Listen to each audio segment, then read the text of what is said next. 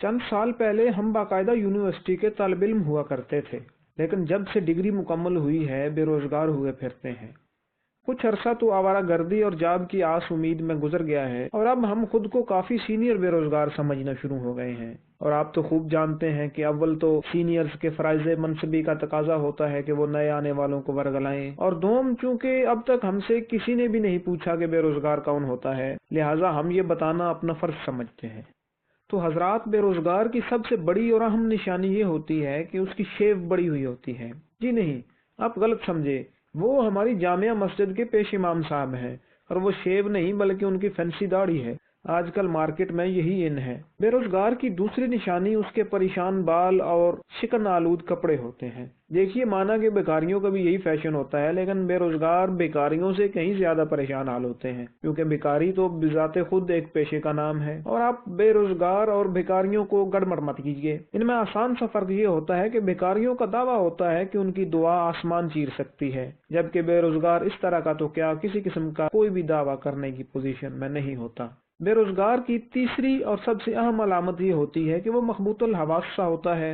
कई दफा इस्लामाबाद जाने के लिए मुल्तान वाली बस पकड़ लेता है और भाई फेरू जा निकलता है। मुसलसल टेंशन की वजह से ये हजरात काफी गायब दिमाग भी हो जाते हैं।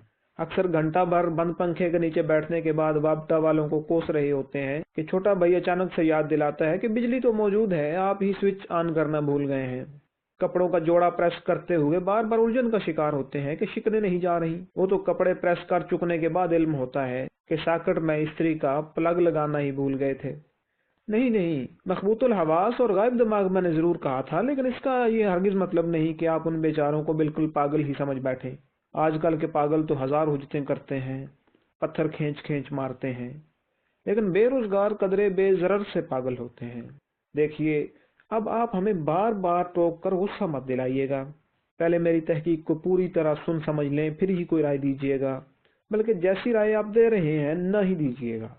बेरोजगार की एक निशानी ये भी होती है कि वो बार बार अपनी जेब पर हाथ मारता है, हालांकि उसमें फूटी कौड़ी भी नहीं होती। वो हर आहट पर किसी मसीहा की आमद के ख्याल से चौंक चौंक जाता है। अक्सर अपनी डिग्रियां सामने रखे गुस्से से मुठ्ठियां भींचे उन्हें घूर रहा होता है। मेरी जाती तहकीक के मुताबिक सरेरा नए पुराने इश्तिहारों को आंखें फाड़ फाड़ कर देखने वालों में अजनबी सियाहों के बाद बेरोजगारों का दूसरा नंबर है। आपके दोस्तों या अजीज रिश्तेदारों में से जो भी शख्स मेरिट मेरिट या मेरिट की नाकदरी जैसी इस्तिलाहों की मुसलसल गर्दान करे, वो 90% कोई बेरोजगार ही होगा। इन हजरात की सबसे बड़ी निशानी ये होती है कि इन्हें जो भी मिले सलाम के बाद अगला सवाल इनसे यही करता है कि और सुनाओ, जॉब मिली?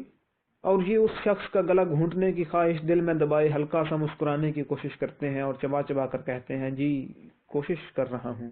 इनके हाथ में अक्सर एक टुरा मुड़ा अखबार होता है और ये अक्सर हाकर से अखबार का संडे एडिशन मांगते हुए भी पाए जाते हैं। बेरोजगार अक्सर इंटरनेट कैफे के भी मुसलसल चक्कर काटते हैं। वो फहाशी और इस नौ की दीगर मशकूक सरगर्मियों के हरगिज मुतहम्मल नहीं हो सकते, लेकिन हर आने जाने वाला उन्हें गहरी नजरों से देखकर मुस्कुराता हुआ गुजरता है। हालांकि ये हालात के मारे जॉब हंटिंग वेबसाइट्स पर खज्जल खार हो रहे होते हैं। आप इतनी देर खामोशी से मेरी बातें सुनते रहे, मालूम होता है कि कुछ भी पल्ले नहीं पड़ा। लेकिन अगर अब भी आप नहीं समझे कि बेरोजगार कौन होता है, तो 100 बातों की एक सुनिए। आपने अक्सर ड्रामों और फिल्मों में देखा होगा कि जब कोई मरीज मर्ज की आखिरी स्टेज से भी गुजर जाए तो डॉक्टर आकर कहते हैं कि हम सॉरी, खुदा को यही मंजूर था। बस बेरोजगारी इससे अगली स्टेज का नाम है।